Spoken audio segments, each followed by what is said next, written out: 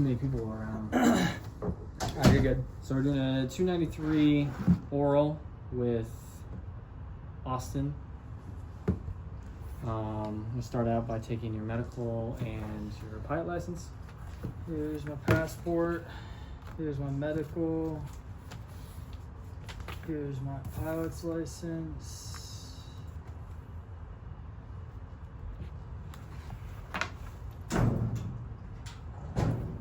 Perfect. So you can check that off the list. Thank you. Thank you. Just put this back. So we'll just start out. This is going to be off the questions pertaining to the GOM and the op specs. GOM and op specs, alrighty. Yep. I have my GOM here, and I can open the op specs if needed. And the GOM op specs, I have that there. Okay, I am all as about as set as I. Oh, where did it just go? 1 second.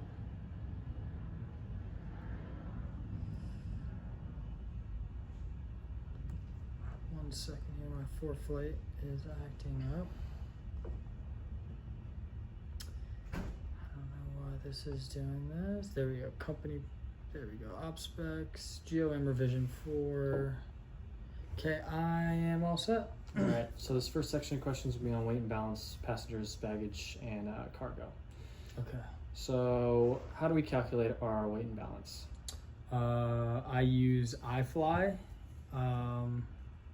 for that, and we could also use the performance charts if needed, but iFly is what I use. Perfect. Do we need to submit a weight and balance for every revenue trip? Yes, we must submit a weight and balance before every revenue trip. Who do we submit it to? WB@hairflight.com. Perfect. All right.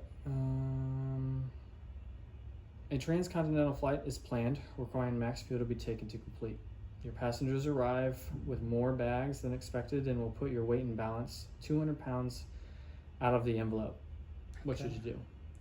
So I think we can definitely gonna talk to ops. We're gonna let ops know of the situation that's unfolding, get them in on the issue, and then we could either talk with them, see if they're willing to ship their bags, or possibly we'll take less fuel and have to do a fuel stop. Okay. Who would you contact in the company? Operations, somebody from ops. A passenger has an electric wheelchair they want to bring with them. What consideration must be made for its safe transportation? So electric wheelchairs, I know they must be unplugged, and I believe the battery must be secured correctly.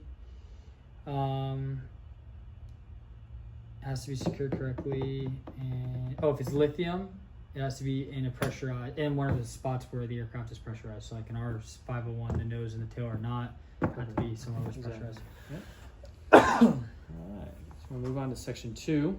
This is navigation en route, departures and approaches. Yeah, sounds good. What does the line over an altitude on a departure arrival plate mean?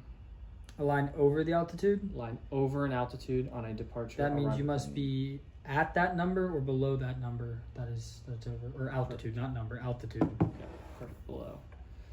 All right. When can you begin your descent on an arrival? When you're told to, when ATC tells you, when they clear you to. Yep. ATC clears you. Perfect. What is the approach lighting for an ILS 1.8 into KPI? 1.8 in the KPI. Yeah, can you tell me what it is? Give me 1 second. Let me pull up the plate. We just did 3.6, but ILS 1.8. Mauser. Yep. What is the missed approach altitude for an ILS 1.8 into KPI? The missed approach altitude 1,700 feet. Perfect. Okay. ATC vectors you toward a thunderstorm. What should you do? They vector me towards it. I'm gonna let them know and see if they'll vector me to avoid this thunderstorm away from it. Perfect. What is descend, climb, via, or descend, climb, via, and arrival, departure mean? What does descend, climb, via mean? Yeah, descend / climb, So via. if they're just on telling an you, arrival. oh, that's What just does that like mean? you must you must comply with all the restrictions on the plate. So speeds, altitudes, on that departure or arrival. Exactly. Alright, so on to section 3. VFR, IFR rules, RVSM, airspace. Okay. What is the transition altitude in the U.S.? In the United States is 18,000 feet. Okay. What is the top altitude for RVSM airspace? The top altitude is 410, flight level 410. Yep. What is the minimum amount of fuel you should have for your flight planning? So by rule of thumb, taxi, takeoff, to the destination, to the alternate, plus 45 minutes. Perfect. You depart KORL and are vectored under the Orlando Bravo shelf. What is the maximum airspeed under a Bravo shelf? Under Bravo shelf, Under a Bravo shelf. under, I believe, if not specified anywhere else, that's 200 knots underneath. Mm-hmm. Okay. Yep. It's been a while. Alright, section 4. Meteorology, frontal systems, icing, fog, thunderstorms, wind shear. How is a warm front depicted? What does it look like on a map? Warm front is red circles, or half circles, red half Okay. circles. Yep. What about a cold front? I know it's blue. I'm just trying to think of the shape. It's either a square or a triangle. It's triangle. Triangle. Blue triangles. I couldn't remember that. It's been a while. Yeah. Blue triangles for a cold front, red half circles for a warm front. Yeah. How far should you avoid a thunderstorm? At least 20 miles. What is the wind shear escape procedure? Wind shear escape, I mean, it varies from each jet, but basically at the end of the day, they don't want you to change configuration. Give your max power, and depending on the aircraft, I know ours is like pitched between 6 and 10, so but Okay. don't change your configuration at the end of the day is the biggest thing they want you to do and get away from the ground. Perfect. Okay. All right. What has more significant weather information, AirMet or SIGMET? A SIGMET. Correct. All right. Move on to section 5. Are we in the GOM yet? GOM and EFT. GOMs. You want to pull out the GOM? I am GOM revision 4 ready. All right. Okay. In what chapter can you find information about duties and responsibilities? Duties and responsibilities. That's first, second chapter. Chapter 2, duties and responsibilities. That was easy. All right.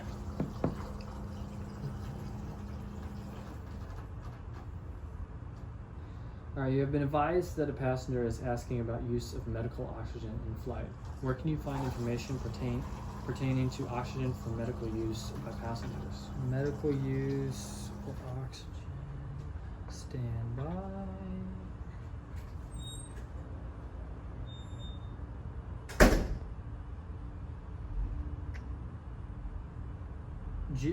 Chapter 7.7. Perfect. Good. What is the procedure for passengers experiencing a medical emergency? The procedure. Let me look for that.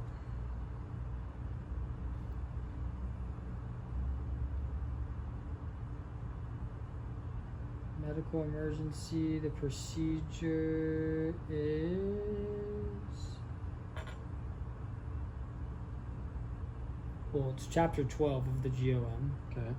And that's the briefing, the procedure. And you asked, sorry, say the question one more time? What is the procedure for passengers experiencing a medical emergency? Okay, medical emergency. Well, tell me where it's found. Well, GOM chapter 12. Okay. 12 what? 4 is medical emergencies, 12.4. Okay. And there's the whole procedure here that I could read, but it's really just 3 steps, but there's more steps in there, but yes. Mm-hmm. And do you follow it as it's written, or is it more just a suggestion? I think you should follow it. Would be followed as written. Perfect. Yeah. Because there's specific steps that you have to do before the other. Exactly. Okay. If you have questions about duty time, where can you look? Questions about duty time. Yeah. What chapter in the GOM?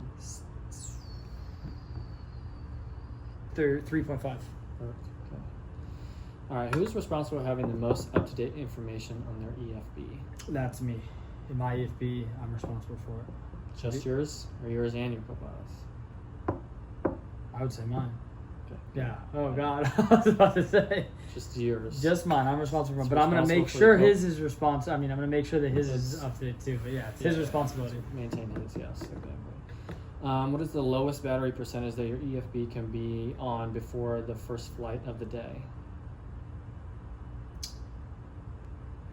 To guess, 80%. No, more, More? more, 90%. more than that. 100%. No, it's gonna be 95%. 95%. Okay, I did not know that. All right, I'm gonna go section 6 of the op specs. Op specs now. Let me open that up. Op specs. Beautiful. Where can the areas of en route operations be found? En route, I know that's in B, but let me find the exact thing. Do you guys have the key It's in the tail. that's in the tail? Okay, thank you. Re-ask that question. What is it now? Okay. So where can the areas of en route operations be found? En route operations would be op specs. I know it's B. The exact area. B 03031. Okay, good. Sorry, I didn't say Alright. one. What are the alternate IFR weather minimums? Or to say, where can you find in the op specs? I was gonna say alternate that's IFR by weather- memorization C55. C55? 055, whatever. Yeah. It is, 55. Okay, good. That's one that we should memorize. Yeah. You're taking off from an airport with visibility reporting 500, 500, 500. Are we authorized to take off under these conditions? Yes, we are, because of memorization. I don't know if you're asking where, but I know where to find it. It's C79. That's one that we should memorize as well. C79. If we, or I'll just answer it that way. Perfect. Yes. I don't want to dive in. Yeah. Okay. What lights are required for a lower than standard takeoff minimum? Okay, so yeah, that's what I was getting at. That's gonna be 79 as well, C79. It's gonna be high intensity runway lights and centerline lights. Perfect. Okay. How do you know if HERA is authorized to use an aircraft for operations? That's on our op specs with all the tail numbers. 1 second. It's not B or C. The list is on the op specs D085. You can see the list of serial numbers there. Mm-hmm. And what else does it need other than the serial numbers? Oh, the registration. And if it tells you if they're authorized to operate. Yep. Mm-hmm. All right. Where can we find HERA's air carrier certification number? No, that's- Certification number. On the first one. I know that's an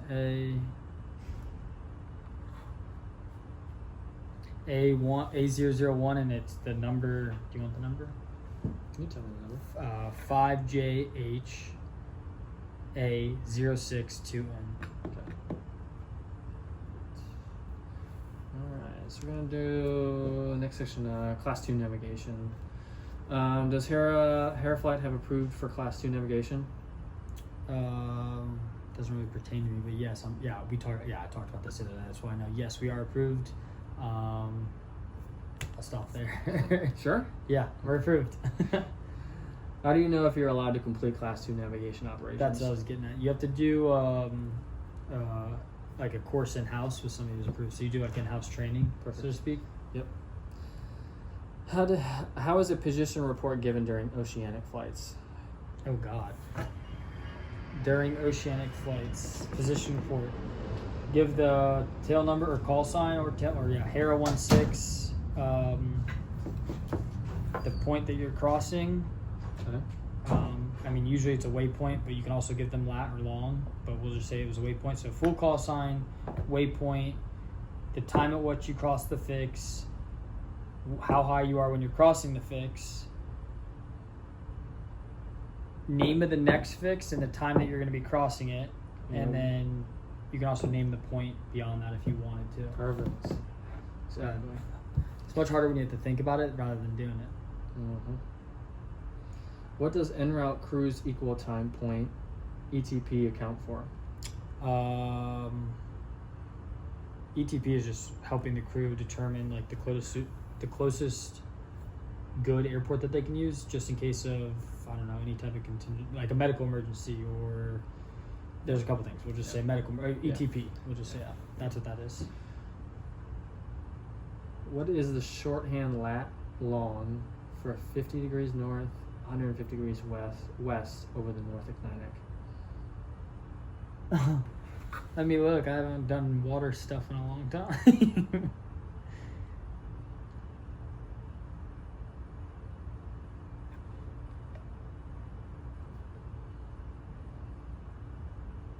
Yeah, I don't know.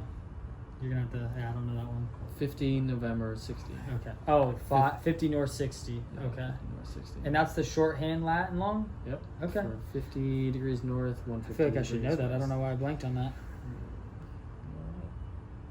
Well, that completes our That's it? 293. Yep, that's it. So, okay. Beautiful. Perfect. Really good. Really good. Perfect. Okay, well, Maybe brush up on your latitude and longitude shorthand. latitude, longitude. Then I got, my cold front triangles. It was, I Yeah. said squares. Yeah. I haven't looked at what You I didn't know. know. I should know that. Yeah. So, So that was probably the only thing. Navigate the op specs pretty well. yeah, Navigate the GOM pretty well. I got better at that. Yeah. So good Oh, job. perfect. Well, thank you. I appreciate it. Mhm.